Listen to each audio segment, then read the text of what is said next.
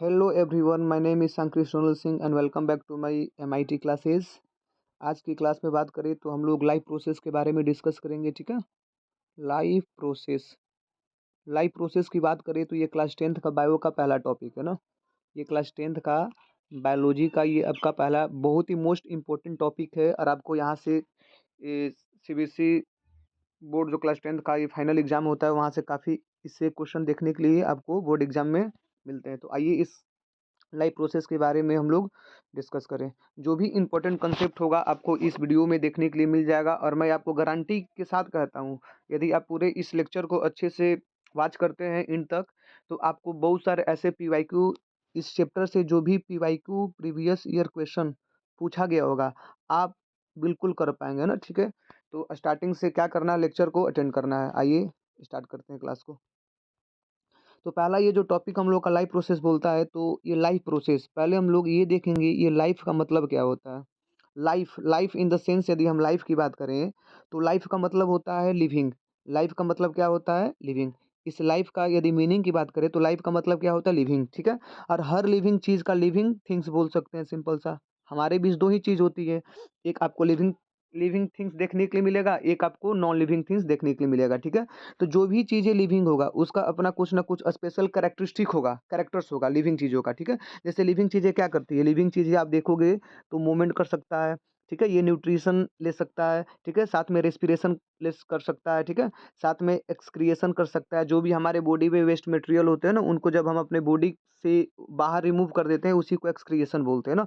और जितनी भी लिविंग चीज़ें होती हैं वो ग्रोथ भी करता है, साथ में ये डेवलपमेंट भी करता है। और लिविंग चीज़ें लिविंग चीज़ों के पास देखेंगे तो आप सेंसिटिविटी भी होती है, मतलब वो कोई भी चीज़ों को सेंस कर सकते हैं। ठीक है, तो ये कुछ आपको मतलब लिविंग चीज़ों का ये कैरेक्टरिस्टिक है जो नॉन लिविंग चीज़ों से क्या बनाता है, अलग बनाता है। ठीक है, तो जब हम बात करते हैं लाइफ प्रोसेस की, इट मीन्स लाइफ लाइफ का मतलब क्या हुआ, लिविंग चीज़ें, मतलब जो चीज़ जिंदा है, जिसमें मतलब बोल सकते हैं जो चीज़ें जिंदा है, जिंदा जिंदा इन द सेंस जो सांस ले सकता है, जो न्यूट्रिशन को ले सकता है, जो चल सकता है। ठीक है, जो ग्रोथ कर सकता है, वो हर चीज़ क्या है, लिविंग है और उनके अंदर क्या है, लाइफ है। तो इसका मतलब ये हुआ इन सारे कैरेक्टरिस्टिक, ये सारे जितने भी ये लिविंग चीज़ों की कैरेक्टरिस्टिक है, इन कैरेक्टरिस्टिक को चलाने के लिए जो भी चीज़ें मतलब हमें ज़िंदा रहने के लिए, सिंपल सा ये बोल सकते हैं, हम ज़िंदा रहने के लिए जो भी एसेंशियल एक्टिविटी करते हैं वो हर एसेंशियल एक्टिविटी क्या कहलाता है, लाइफ प्रोसेस कहलाता है। ठीक है,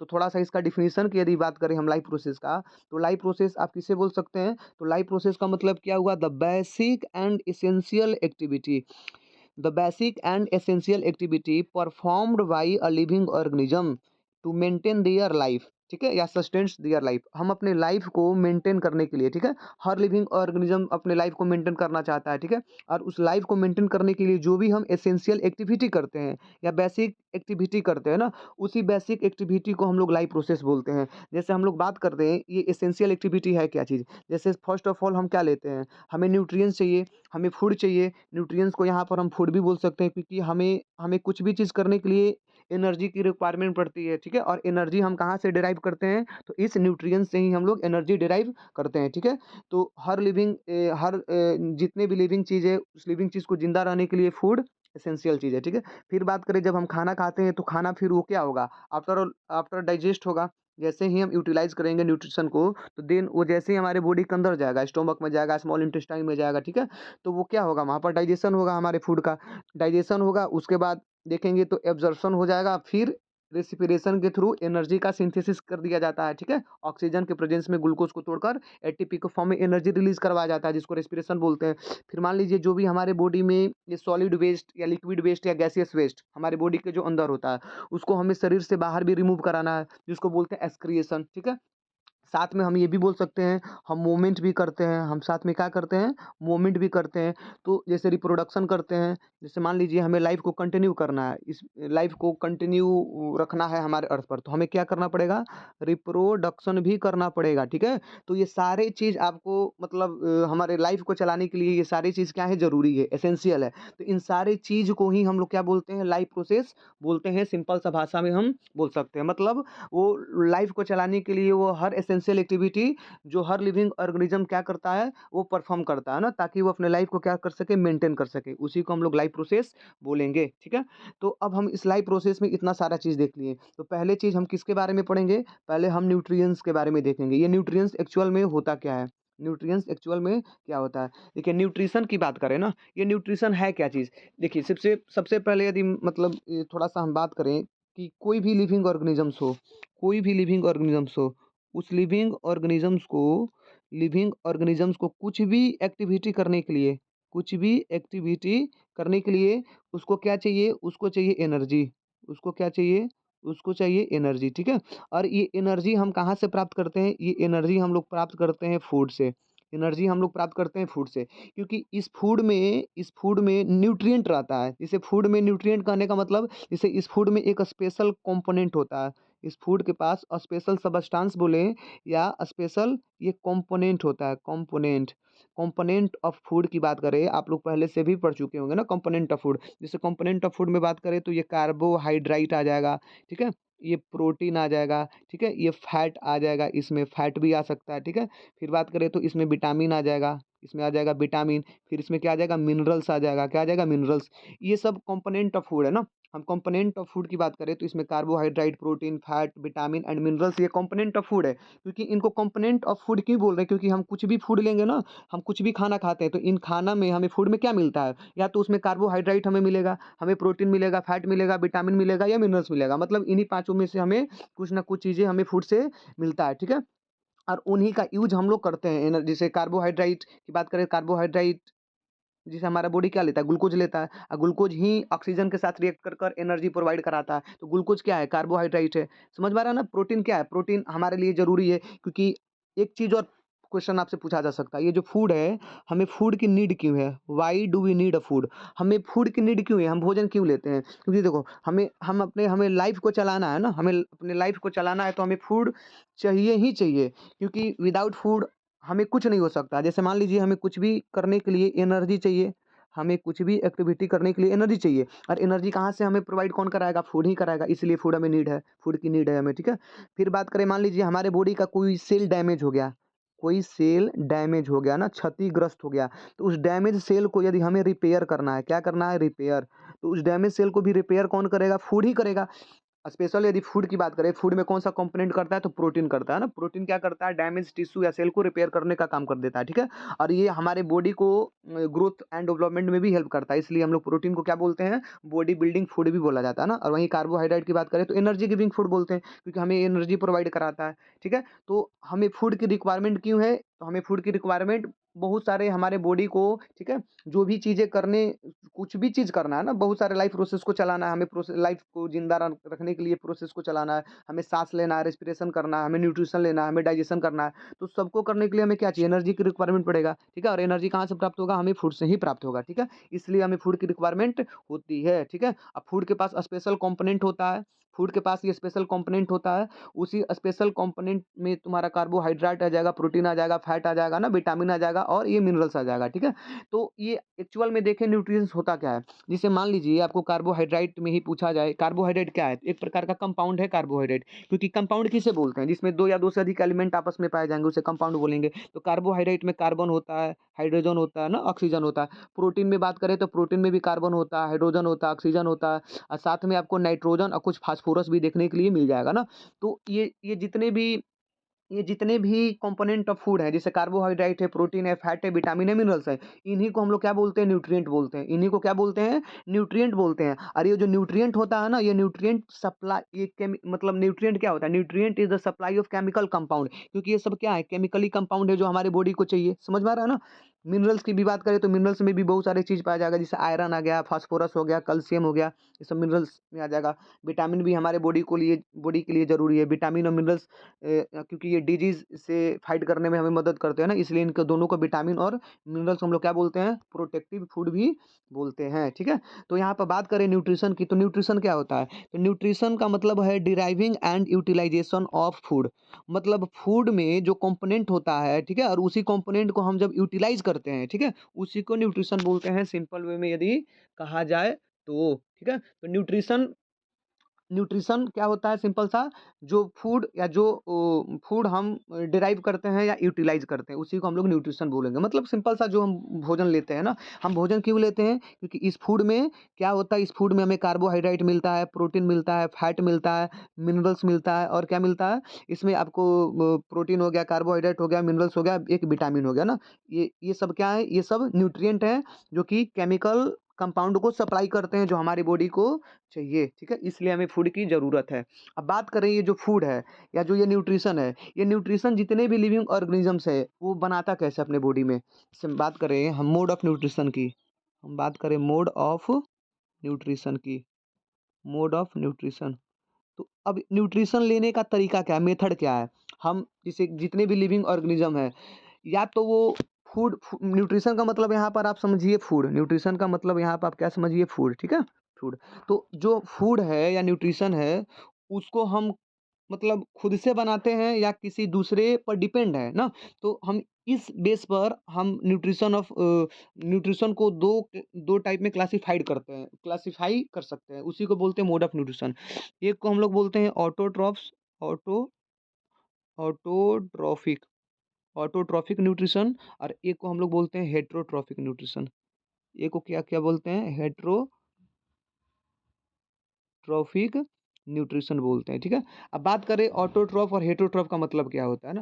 देखिए ऑटो का मतलब ही होता है, ऑटो का मतलब होता है सेल्फ, ठीक है। तो वैसे लिविंग ऑर्गेनिजम्स जो अपनी फूड खुद से प्रिपेयर कर ले, ठीक है, prepare their own food, prepare their own food, जो खुद से अपनी भोजन बना लेगा ना उसी को क्या बोलते हैं, ऑटोट्रॉफ बोलते हैं, ठीक है। जो खुद से अपनी भोजन बना ले उसे ऑटोट्रॉफ बोलते हैं। इसमें भी बात करें तो देखिए खुद से भोजन दो ही चीज़ बना सकता है। एक पहला प्लांट बना सकता है, पहला कौन बना सकता है, प्लांट। दूसरा कौन बना सकता है, कुछ बैक्टीरिया होते हैं, पूरे बैक्टीरिया नहीं, कुछ बैक्टीरिया होते हैं, कुछ बैक्टीरिया होते हैं। ये दो क्या कर लेते हैं, खुद से भोजन बना लेते हैं। तो प्लांट जब अपना खुद से भोजन बनाएगा, ये प्लांट अपना भोजन खुद से कैसे बनाता है, क्योंकि इस प्लांट के पास देखेंगे तो ग्रीन पिगमेंट क्लोरोफिल होता है, क्लोरोफिल होता है, जो हम फोटोसिंथेसिस जब रिएक्शन पढ़ेंगे तो वहाँ पर हम अच्छे से डिस्कस करेंगे ना। अभी बस सिंपल वे में मैं बता रहा हूँ ना, फोटोसिंथेसिस जब पढ़ेंगे तो वहाँ पर अच्छी तरीके से देखेंगे। तो प्लांट की बात करें तो प्लांट भी ऑटोट्रॉफिक में आता है, क्योंकि प्लांट क्लोरोफिल की हेल्प से, ठीक है, सनलाइट को ट्रैप कर लेता है और CO2 को ले लेता है और H2O को ले लेता है, और साथ में वो अपना ग्लूकोज सिंथेसिस कर लेता है ना। मतलब अपना भोजन सन के लाइट के प्रेजेंस में और क्लोरोफिल के प्रेजेंस में खुद से बना लेगा, इसलिए प्लांट ऑटोट्रॉफ में आता है ना। तो इसको रखते हैं फोटोट्रॉफ में, फोटोट्रॉफ, इसको बोलते हैं फोटोट्रॉफिक। फोटोट्रॉफिक प्लांट को क्यों बोलते हैं, फोटो का मतलब होता है लाइट, क्योंकि लाइट के प्रेजेंस में अपना ये भोजन बनाता है, ठीक है। तो प्लांट फोटोट्रॉफिक, ऑटोट्रॉफ में भी ये phototrophic autotrophic mode of nutrition है। वहीं बात करें बैक्टीरिया की, तो बैक्टीरिया भी कुछ बैक्टीरिया होते हैं, जैसे ग्रीन सल्फर बैक्टीरिया की बात करते हैं, ग्रीन ग्रीन सल्फर बैक्टीरिया। ये जो ग्रीन सल्फर बैक्टीरिया है, ये ग्रीन सल्फर बैक्टीरिया भी अपना भोजन खुद से बना लेता है, क्योंकि इस ग्रीन सल्फर बैक्टीरिया के पास केमिकल होता है, क्या होता है, केमिकल होता है, ठीक है। तो ये केमिकल का यूज कर कर क्या कर लेगा, अपना भोजन खुद से बना लेगा, ठीक है।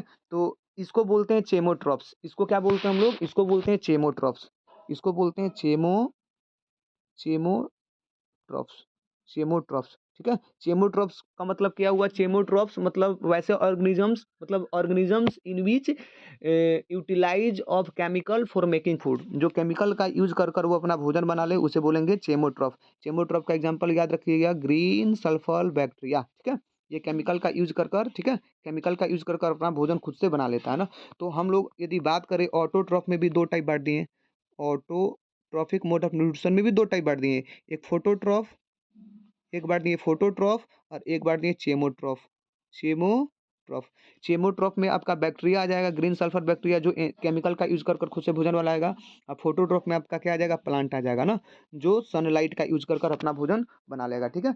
अब हमें ज़्यादातर पढ़ना है किसके बारे में, हमें ये फोटोट्रॉफ के बारे में पढ़ना है, ठीक है। कि ये जो मतलब ये जो प्लांट है, ठीक है, ये जो प्लांट है वो कैसे अपना भोजन खुद से कैसे बनाता है, ये आपको मतलब ज़्यादातर क्वेश्चन यहीं से देखने के लिए मिल जाएगा बोर्ड में। ये वाला बस ग्रीन सल्फर बैक्टीरिया का एग्जांपल याद रखिएगा, केमिकल का यूज कर कर वो बना लेता है, ऑब्जेक्टिव में क्वेश्चन देखने के लिए मिल जाएगा, ठीक है।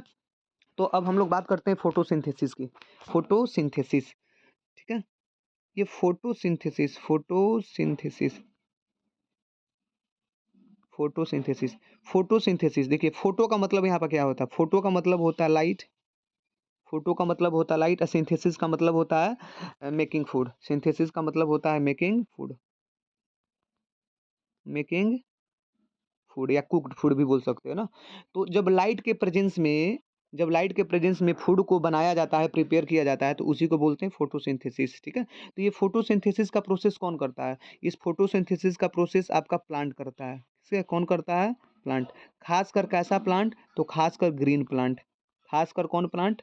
ये ग्रीन प्लांट, ठीक है। फोटोसिंथेसिस है क्या चीज? फोटोसिंथेसिस एक प्रोसेस है, a process in which plant make their own food, ठीक है। Plant make their own food. Photosynthesis एक ऐसा प्रोसेस है जिसमें प्लांट अपना भोजन खुद से बना लेगा, ठीक है। अच्छा, ये प्लांट जब अपना भोजन खुद से बनाएगा तो प्लांट को यहाँ पर रॉ मटेरियल की जरूरत पड़ेगा।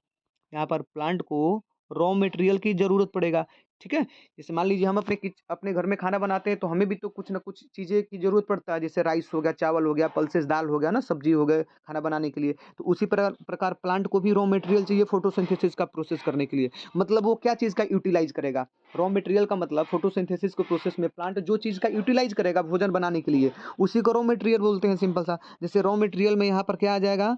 प्लांट के लिए एज अ रॉ मटेरियल क्या आ जाएगा? तो यहाँ पर पहला आ जाएगा आपका सन का लाइट आ जाएगा, सन का लाइट आ जाएगा। सेकंड बात करें, क्लोरोफिल आ जाएगा, क्लोरोफिल आ जाएगा, ठीक है। फिर बात करें तो यहाँ पर CO2 आ जाएगा, ठीक है। फिर बात करें तो यहाँ पर H2O आ जाएगा, यहाँ पर क्या आ जाएगा? H2O आ जाएगा, ठीक है। ये सब रॉ मटेरियल है।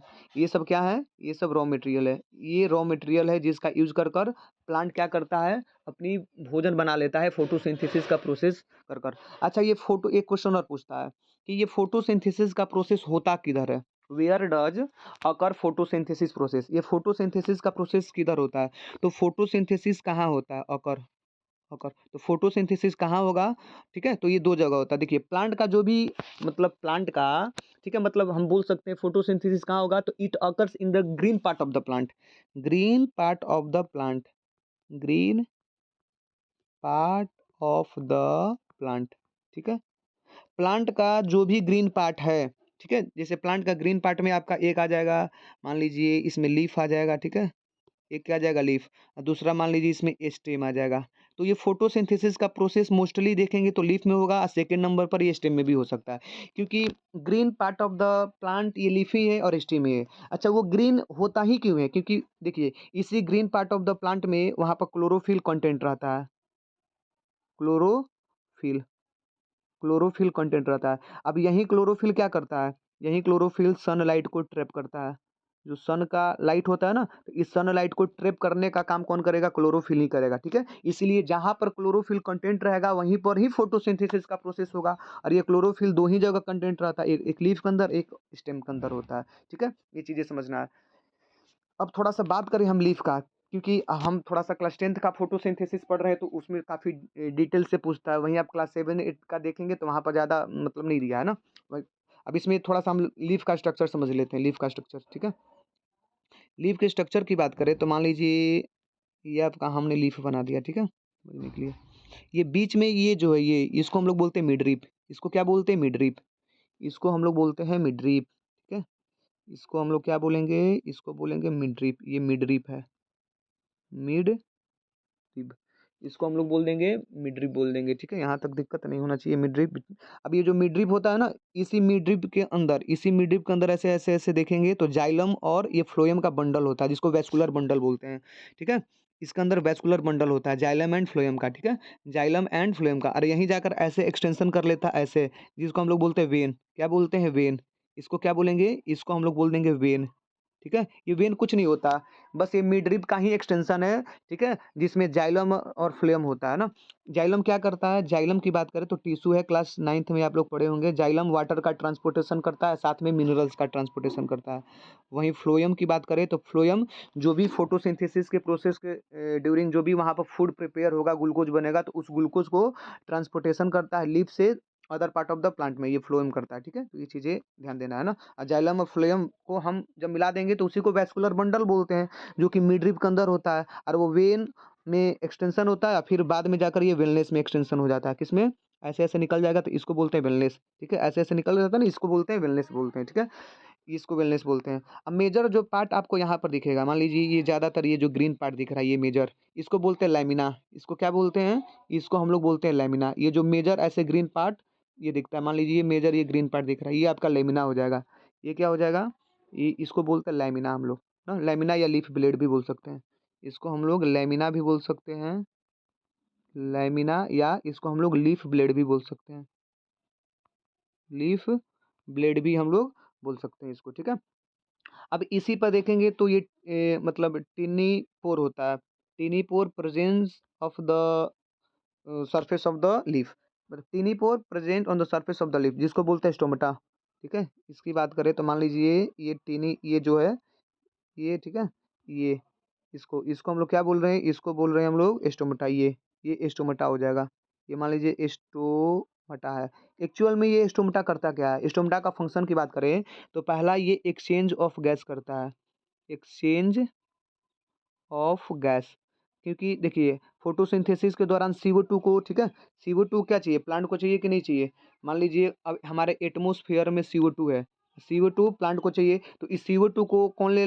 CO2 जब ये लीफ में जाएगा तो किसके थ्रू जाएगा? स्टोमेटा के थ्रू जाएगा, ठीक है? और वहाँ पर प्रोडक्ट के रूप में ऑक्सीजन रिलीज होता है। ऑक्सीजन ये रिलीज होता है एटमॉस्फेयर में, तो ऑक्सीजन भी किसके थ्रू रिलीज होगा? स्टोमेटा के थ्रू ही रिलीज होगा। तो ये जो एक्सचेंज ऑफ गैस है इसको कंट्रोल कौन कर रहा है? स्टोमेटा कर रहा है, ठीक है? फिर स्टोमेटा एक चीज और करता है, ट्रांसपीरेशन का भी प्रोसेस करता है। ट्रांसपीरेशन ट्रांसपीरेशन का मतलब ना, प्लांट का जो लीफ होता है वो वाटर को रिलीज करता है वेपर के फॉर्म में, गैस वाटर वेपर के फॉर्म में ना, तो उसको बोलते हैं ट्रांसपीरेशन प्रोसेस, जो कि स्टोमेटा के थ्रू ही होता है, ठीक है? अब बात करें H2O भी चाहिए फोटोसिंथेसिस में, प्लांट को H2O भी चाहिए, तो H2O कहाँ से लिया जाता है? तो H2O को एब्जॉर्ब करने का काम करेगा रूट हेयर। इसको रूट हेयर क्या कर लेगा? एब्जॉर्ब कर लेगा, ठीक है? और रूट के पास हमारा H2O आ जाएगा, ठीक है? और उसको जाइलम टिश्यू क्या करेगा? वहाँ से रूट से लाकर ये लीफ को ये H2O दे दिया, ठीक है? तो एज अ रॉ मटेरियल की बात करें तो हमें मतलब रिएक्टेंट के फॉर्म में जब केमिकल बैलेंसिंग करना सीखेंगे फोटोसिंथेसिस का, तो जैसे यहाँ पर CO2 चाहिए, CO2 को स्टोमेटा दे दिया, फिर H2O को लाकर कौन दे दिया? H2O को जाइलम टिश्यू दे दिया रूट से, ठीक है? तो आपका ये दो चीज़ रॉ मटेरियल मिल गया। अब देखिए अब यहाँ पर सन का लाइट भी चाहिए, सन का यहाँ पर लाइट चाहिए, तो इस सनलाइट को ट्रैप कौन कर लेता है? क्लोरोफिल कर लेगा। कौन कर लेगा? ये क्लोरोफिल कर लेगा, ठीक है? अब देखिए यहाँ पर एज ए ये पूरा रॉ मटेरियल होगा, तो प्रोडक्ट में भी कुछ ना कुछ चीज़ें बनाएगा। तो प्रोडक्ट में इधर क्या चीज़ बनता है? प्रोडक्ट में इधर बनता है ग्लूकोज। क्या बनता है? इधर बन जाएगा ग्लूकोज, इधर बन जाएगा ग्लूकोज, ठीक है? ग्लूकोज और साथ में यहाँ पर H2O भी बनता है, कुछ रिलीज होता है, और साथ में यहाँ पर ऑक्सीजन भी यहाँ पर रिलीज होता है ना। ये सब प्रोडक्ट हो गए, ये सब क्या हो गए? प्रोडक्ट। अब ये जो ग्लूकोज की फार्मूला की बात करें, ठीक है, इसको बैलेंसिंग भी करना यदि बात करें तो इधर कितने मोलिक्यूल चाहिए मतलब CO2 का? तो 6। कितना? 6। इधर बात करें तो 12 H2O, कितना? 12 H2O। तो इधर ग्लूकोज की बात करें तो ग्लूकोज कितना हो जाएगा? C6, H12 और O6, O6, ठीक है? और H2O की बात करें तो यहाँ पर भी H2O कितना हो जाएगा? 6H2O। और यहाँ पर O2 की बात करें तो ये भी कितना हो जाएगा? 6O2 हो जाएगा, ठीक है?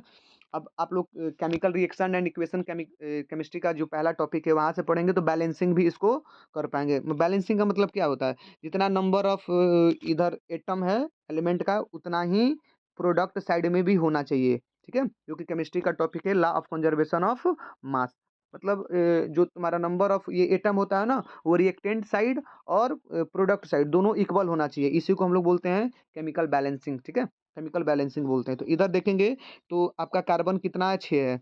इधर कार्बन कितना है? 6 है, ठीक है?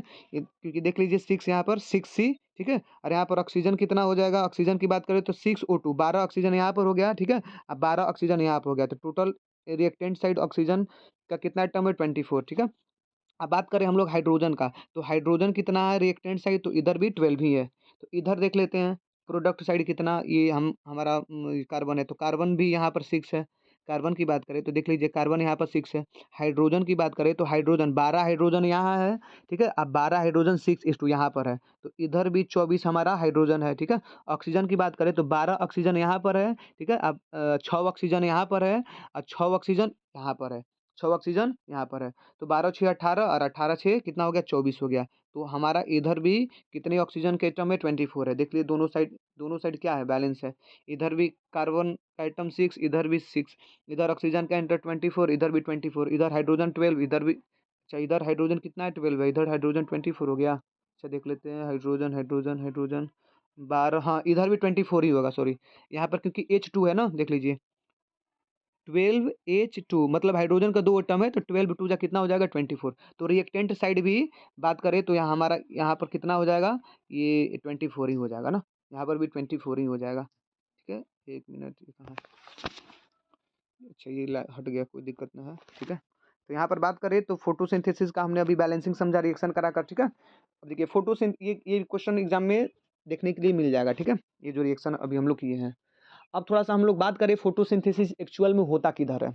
हम इतना तो बता दिए, जो फोटोसिंथेसिस है इतना तो हम लोग देख लिए। फोटोसिंथेसिस प्लांट के ग्रीन पार्ट में होगा। ग्रीन पार्ट का मतलब ये लीफ में हो सकता है, किस में हो सकता है, लीफ में हो सकता है। ठीक है, और एक स्टेम में हो सकता है, किस में हो सकता है, स्टेम में हो सकता है। ठीक है, तो लीफ में भी पर्टिकुलर यदि लीफ का स्ट्रक्चर देखें, अभी तो हम बाहरी स्ट्रक्चर बताए थे, वो आपका मिडरिप होता है ना, ये आपका वेन होता है, मिलनेस होता है, लेमिना होता है। ठीक है, जाइलम फ्लोएम, लेकिन हम लीफ के एक्चुअल में फोटोसिंथेसिस तो लीफ के अंदर, जो लीफ के अंदर जो सेल होगा उसके अंदर होगा। ठीक है, तो लीफ का जो सेल होता है उस सेल को बोलते हैं मेजोफाइल cell.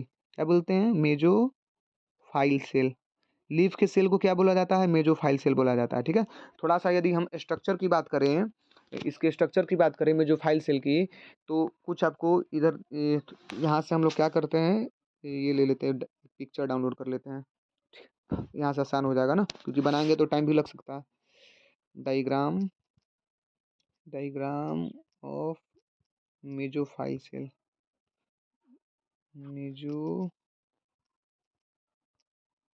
Mesophyll cell of leaf, mesophyll cell of leaf, एक मिनट,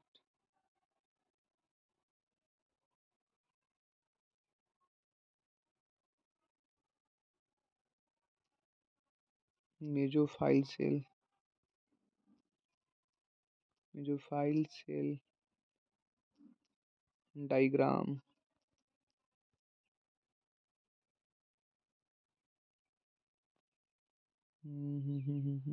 जाइलम बंडल, एक मिनट, इमेज यहाँ से,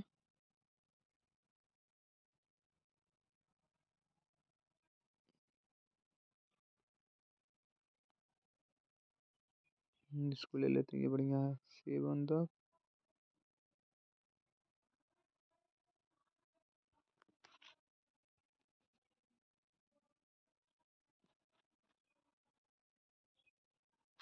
चलिए यहाँ पर आ गया, इसको हम लोग देख लेते हैं। ठीक है,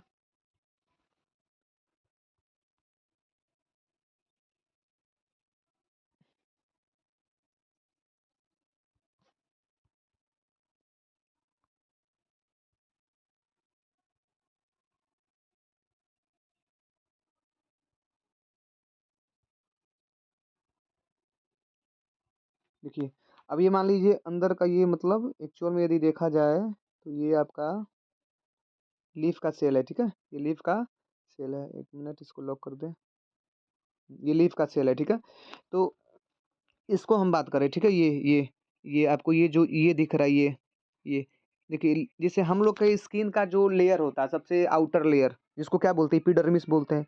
तो ये आपका लीफ लीफ का भी अपर एंड लोअर सरफेस पर ये एपिडर्मिस देखने के लिए मिल जाएगा।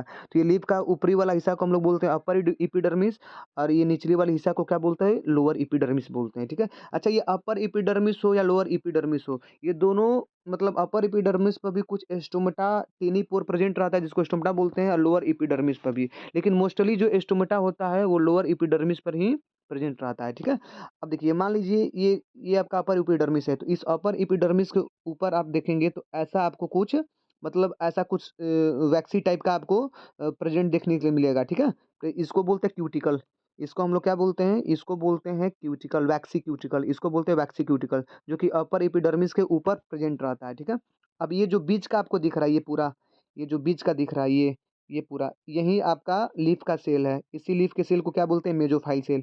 यही आपका क्या है, मेजोफाइल सेल। अब ये मेजोफाइल भी, मेजोफाइल सेल भी दो टाइप का होता है, एक होता है पेलिसेड मेजोफाइल सेल, और एक होता है स्पॉन्जी पैरेन्काइमा मेसोफाइल सेल, ठीक है? तो मेसोफाइल सेल की भी बात करें तो मेसोफाइल सेल कितने टाइप का हो जाएगा? 2 टाइप का हो जाएगा। एक आपका हो जाएगा पेलिसेड मेसोफाइल सेल। अब देखिए ये जो पेलिसेड मेसोफाइल सेल है ये पर्टिकुलर ये हो जाएगा आपका ये जो स्ट्रक्चर दिख रहा है, ये जो ऐसे स्ट्रक्चर दिख रहा है ना ये ऐसा यहाँ पर, ये आपका ये पेलिसेड मेसोफाइल सेल है। और इन्हीं के अंदर बात करें तो इन्हीं के अंदर आपका क्लोरोप्लास्ट प्रेज़ेंट रहता है। इन्हीं के अंदर क्या प्रेज़ेंट रहता है? ये क्लोरोप्लास्ट प्रेज़ेंट रहता है। ये सब क्लोरोप्लास्ट है इनके अंदर, ये सब क्लोरोप्लास्ट है इनके अंदर, ये सब क्लोरोप्लास्ट है, ठीक है? और इसी क्लोरोप्लास्ट के अंदर बात करें तो इसी क्लोरोप्लास्ट के अंदर यहाँ पर आपको क्या देखने के लिए मिल जाएगा? क्लोरोफिल। एक्चुअल में इस क्लोरोप्लास्ट के अंदर क्या रहता है? क्लोरोफिल होता है ना। और एक्चुअल में इसी पेलिसेड सेल के अंदर जो क्लोरोप्लास्ट है और उसके अंदर जो क्लोरोफिल है, इसका मतलब यहीं पर फोटोसिंथेसिस का रिएक्शन होता है एक्चुअल में पेलिसेड सेल में, ठीक है। और ये सब बीच में ये सब जो दिख रहा है ये इसको थोड़ा सा इरेज कर देना, ऊपर वाला ये चीज। तो ये जो बीच में आपका ये चीजें दिख रहा है ये स्पॉन्जी पैरेन्काइमा सेल है, स्पॉन्जी पैरेन्काइमा मेसोफाइल सेल है, ठीक है। इस इनके बीच स्पेस होता है, इनके बीच देखेंगे तो एयर स्पेस होता है, गैप होता है, ठीक है। इनके बीच यहाँ पर भी फोटोसिंथेसिस का रिएक्शन होता है ना, यहाँ पर भी फोटोसिंथेसिस का रिएक्शन होता है। और यहीं पर देखेंगे तो आपका जाइलम और फ्लोएम भी आता है ना। जाइलम इधर वाटर लेकर आएगा, क्लोरोप्लास्ट में चल दे देगा, ठीक है। और फ्लोएम यहाँ पर जो भी फूड बनेगा उसको ले जाकर other part of the plant में शेयर कर देगा, ठीक है। अब बात करें सबसे नीचे, तो सबसे नीचे आपको एक सेल देखने को मिल जाएगा जिसको बोलते हैं गॉड सेल। क्या बोलते हैं? Guard cell. अब ये गॉड सेल करता क्या है? मान लीजिए कुछ गॉड सेल का कुछ ऐसे रहता है ना, गॉड सेल ऐसे कुछ रहता है। तो ये गॉड सेल रेगुलेट करता है। इस गॉड सेल की बात करें तो गॉड सेल क्या करता है? ये गॉड सेल रेगुलेट करता है। किसको रेगुलेट करेगा? ये रेगुलेट करता है opening and closing of the stomata, ठीक है। एस्टोमेटा को ओपन ओपन करना और क्लोज करना, इस चीज को रेगुलेट करने का काम कौन करेगा? गॉड सेल ही करेगा ना। क्योंकि इसके पास जैसे ही वाटर जाएगा ना तो वो थोड़ा सा मतलब वो स्वेलो हो जाता है, फूल जाता है और ओपन हो जाता है, ठीक है। और वहाँ से ऑक्सीजन को रिलीज कर देगा, CO2 को अंदर दे देगा, अब पानी को भी मतलब अंदर दे देगा, ठीक है, क्योंकि वाटर भी चाहिए फोटोसिंथेसिस करने के लिए। तो गॉड सेल स्टोमेटा को रेगुलेट करने का काम करता है, opening and closing stomata by the guard cell. ये चीज़ें आप ध्यान देंगे, ठीक है। तो ये कुछ मतलब बात करें तो अब इसको थोड़ा सा हम अपने तरीके से समझा दें। तो एक्चुअल में फोटोसिंथेसिस का प्रोसेस किधर हुआ? मान लीजिए ये लीफ है, ठीक है। लीफ के अंदर मान लीजिए मेजोफाइल सेल है। इस मेजोफाइल सेल के अंदर भी बात करें तो पेलीसेड सेल। इस पेलीसेड सेल के अंदर बात करें तो क्लोरोप्लास्ट। क्या होता है? क्लोरोप्लास्ट, ठीक है। और इस क्लोरोप्लास्ट के अंदर बात करें तो क्या होता है? क्लोरोफिल। तो एक्चुअल में इस क्लोरोप्लास्ट के अंदर ही फोटोसिंथेसिस का प्रोसेस होता है। फोटोसिंथेसिस का प्रोसेस किधर होता है? क्लोरोप्लास्ट में होता है ना। ये क्लोरोप्लास्ट में होगा, ठीक है। और यहाँ पर 2 टाइप का रिएक्शन भी होता है। एक रिएक्शन को बोलते हैं डार्क रिएक्शन और एक रिएक्शन को बोलते हैं लाइट रिएक्शन। एक को हम लोग क्या बोलते हैं? लाइट रिएक्शन और एक को क्या बोलते हैं? Dark reaction. एक को हम लोग बोलते हैं डार्क रिएक्शन। तो लाइट रिएक्शन डार्क रिएक्शन का मतलब क्या है? लाइट रिएक्शन सन के लाइट के प्रेजेंस में होगा, मतलब ये लाइट के प्रेजेंस में होगा, ठीक है। ठीक है, जब ये लाइट के प्रेजेंस में होगा तो यहाँ पर होगा क्या चीज़? यहाँ पर 2 चीज़ होगा। पहला पहला मतलब ये सनलाइट के प्रेजेंस में होगा। दूसरा बात करें, जैसे ही सनलाइट, ठीक है, हमारे H2O पर फॉल करता है तो वहाँ पर H2O स्प्लिट हो जाता है, वहाँ पर वाटर टूट जाता है और टूट कर हाइड्रोजन, ठीक है, और ऑक्सीजन अलग अलग हो जाएगा। तो ऑक्सीजन रिलीज हो जाता है और हाइड्रोजन का रिडक्शन हो जाता है ग्लूकोज बनाने में, ठीक है, हाइड्रोजन का रिडक्शन हो जाता है ग्लूकोज बनाने में, ठीक है। तो ये लाइट रिएक्शन में होता है। और फिर तीसरा यहाँ पर ATP के फॉर्म में एनर्जी का फॉर्मेशन होता है, फॉर्मेशन ऑफ ATP यहाँ पर होता है, ठीक है। ये चीज़ें ध्यान देना है, ठीक है। वहीं हम लोग डार्क रिएक्शन की बात करें तो डार्क रिएक्शन ये लाइट के प्रेजेंस में भी हो सकता है और लाइट के अब्जेंस में भी हो सकता है। इसमें सिंपल सा डार्क रिएक्शन में क्या होता है? सिंपल सा यदि डार्क रिएक्शन में बात करें तो डार्क रिएक्शन में जो भी वहाँ पर ATP बना था तो उस ATP का यूज कर कर हम लोग क्या चीज़ का सिंथेसिस कर लेंगे? ग्लूकोज का। क्या चीज़ का सिंथेसिस कर लेंगे? ग्लूकोज का।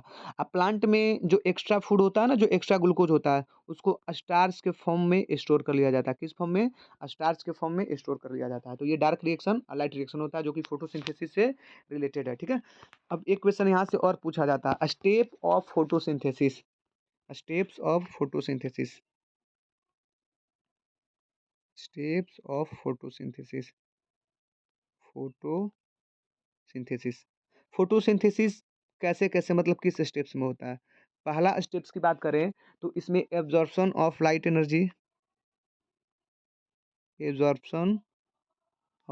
एनर्जी, इसमें लाइट एनर्जी को क्लोरोफिल के द्वारा क्या किया जाता है, एब्जॉर्ब किया जाता है ना, तो absorption of light energy by the chlorophyll, ठीक है। अब जैसे ही लाइट एनर्जी यहाँ पर एब्जॉर्ब कर लिया जाएगा क्लोरोफिल के द्वारा, तो यहाँ पर लाइट एनर्जी जो है वो कन्वर्ट हो जाता है केमिकल एनर्जी में, किस एनर्जी में, केमिकल एनर्जी में, ठीक है। ठीक है, केमिकल एनर्जी में कन्वर्ट होगा और यहाँ पर H2O को तोड़ देगा। मतलब यहाँ पर splitting of water into hydrogen and oxygen, hydrogen and oxygen में ये टूट जाता है और ऑक्सीजन रिलीज हो जाता है और हाइड्रोजन का रिडक्शन कर लिया जाता है। ठीक है, स्प्लिटिंग ऑफ वाटर को फोटोलाइसिस भी बोलते हैं। स्प्लिटिंग ऑफ वाटर को क्या बोलते हैं, फोटोलाइसिस। स्प्लिटिंग ऑफ वाटर का मतलब पानी का टूटना, ठीक है, लाइट के प्रेजेंस में। फोटो फोटो का मतलब लाइट, लाइसिस का मतलब ब्रेकिंग डाउन, तो फोटोलाइसिस का मतलब वाटर का ब्रेकिंग डाउन होना सनलाइट के प्रेजेंस में, उसी को फोटोलाइसिस बोलते हैं, जो कि सेकंड स्टेप में होता है फोटोसिंथेसिस के प्रोसेस में। लास्ट स्टेप की बात करें तो इसमें क्या होगा, लास्ट स्टेप में आपका रिडक्शन ऑफ CO2 होता है, रिडक्शन ऑफ CO2। अब वहाँ पर जो भी CO2 लिया गया था स्टोमेटा के द्वारा, रिडक्शन ऑफ CO2, तो इस CO2 में रिडक्शन का मतलब कुछ चीज़ें ऐड कर देना ना, तो इस CO2 में क्या चीज़ को ऐड कर दिया जाता है, हाइड्रोजन के एटम को, और यहाँ पर हाइड्रोजन के एटम को ऐड कर क्या बना दिया जाता है, ग्लूकोज बना दिया जाता है। क्या बना दिया जाता है, ग्लूकोज बना दिया जाता है। तो थर्ड स्टेप में हमारा सिंथेसिस ऑफ ग्लूकोज हो जाता है, जिसमें CO2 का रिडक्शन किया जाता है किसके साथ, हाइड्रोजन के साथ, ठीक है। तो ये स्टेप ऑफ हमारा क्या हो गया, फोटोसिंथेसिस हो गया, ठीक है। ये एनसीईआरटी पूरी फुल्ली कवर है, ठीक है। जितना भी चीज़ हम डेटा इसमें इन्फॉर्मेशन दिए हैं आपको एनसीईआरटी का ही दिए हैं, और साथ में थोड़ा बहुत इससे एक्स्ट्रा भी है। तो कुछ नहीं करना है, सिंपल सा अच्छे से देखना है इस वीडियो को ना, और हो सके तो आप अपने ही तरीके से नोट्स भी बना लें, ठीक है। कुछ चीज़ें मैं बोलकर ज़्यादा समझाया हूँ, एक्सप्लेन किया हूँ, ठीक है। लिख कर थोड़ा-सा कम, लेकिन उसको समझाने में हमने मतलब उसको समझाया है हमने बिल्कुल अच्छी तरीके से, ठीक है। यदि आपको ना समझ में आए तो आप ज़रूर कमेंट करें, जो भी चीज़ें चीज़ें हैं ना, और इसको दोबारा देखें और नोट्स अपनी ही लैंग्वेज में बनाएँ, वो काफ़ी मतलब बेहतर होगा ना, क्योंकि नोट्स अपने लिए आप सब लोग बनाता है, आप बनाएँगे अपने लिए बनाएँगे, अपने समझने के लिए बनाएँगे।